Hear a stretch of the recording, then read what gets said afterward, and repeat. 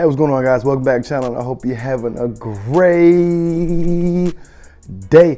Coach Matt here, and today I'm gonna be talking about a topic that actually is really close to home for me. You guys know I'm a strength and conditioning coach.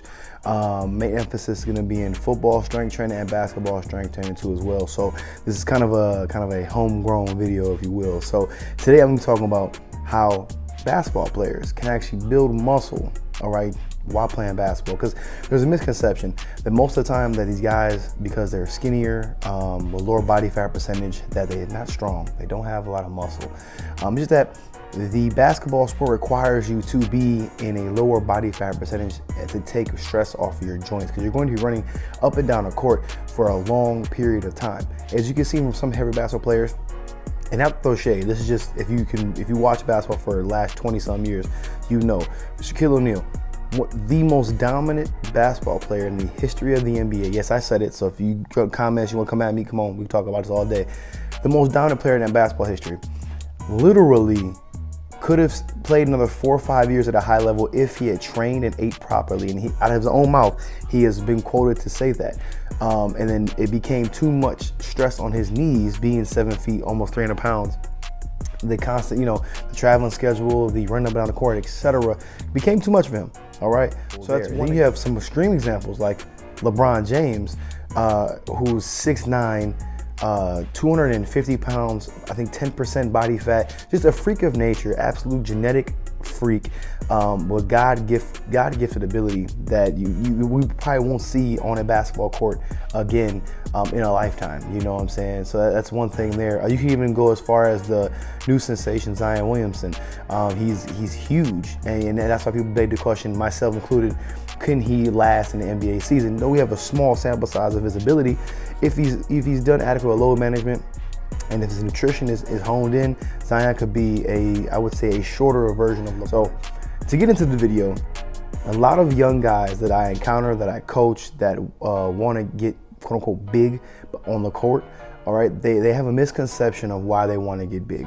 Basketball, unlike football, is a sport that's built on skill sets. I'm not saying football is not a skillful sport. I'm not saying that, okay?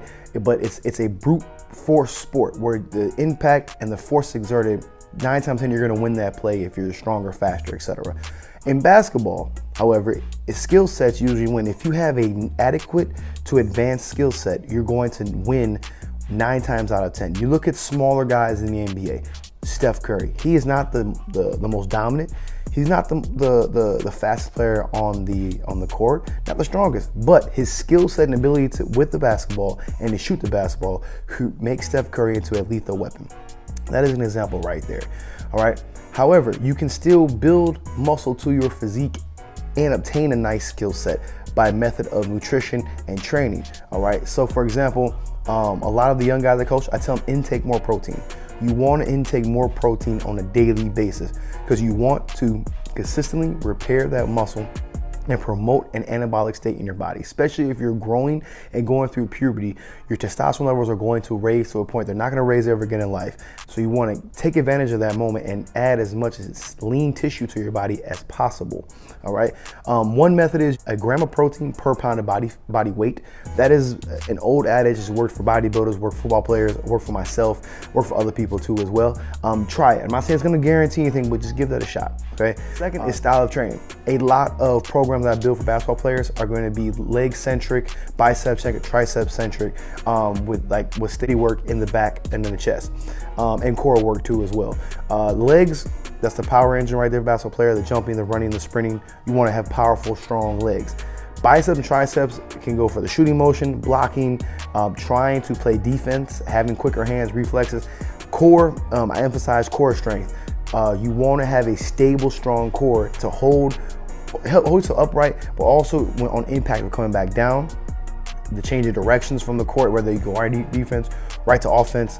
You want to have a strong, stable core. All right. So that style of training has to reflect that. So style of training can go anywhere from time interval training, which is a great method for basketball players. Also, you want to incorporate functional training. All right. I love hills. I was raised in the old school football training. Running the hills is good for basketball players too as well. It's a functional way to add an incline, to increase putting your muscles under tension, but in a safe way. Also, farmer walks. Those you don't know, you take a weighted, dumbbells or plates, both hands, and you walk a certain distance. An amazing total body exercise that does not put a lot of stress on the nervous system or the body, that can also increase core strength too, and targets almost every muscle group from your neck down. It is a great thing for basketball players. It's functional. It allows them to create a sense of tension in the body without overloading their nervous system. Body fat percentage. In order to get bigger or have denser muscle, you need to lower your body fat percentage. Diet comes into play. That's the final point, is diet, nutrition. Again, like I said, that plus a decent amount of carbohydrates to fuel your training. Most of the guys look skinny, but 9 times out of 10, except for Kevin Durant, I love you, KD, but sorry, man. Except for that, they have some sort of musculature to their physique. To sum it back up to you guys, if you want to build muscle as a basketball player, you have to train properly within a method that is not high intensity, but it's not low. You want to have a moderate base of training and a moderate base of intensity, okay? You want to incorporate functional training that requires you to have some sort of movement outside the weight room, whether it's running up a hill, farmer walks, walking lunges, something around that nature that increases functionality, all right? You also want to develop a skill set. All right, you want to enhance your skill set through drills, through training, through some sort of simulation that is going to help you enhance your basketball skills. Nutrition, you want to intake protein and you want to recover as best as possible to increase your ability to perform at your best. All right, guys, I hope you liked the video. I know it's a little bit longer today, but I had to really break down, go through some things. Make sure you like, share, subscribe, leave a comment, hit the alert button so you get all my wonderful content, and I'll see you guys soon.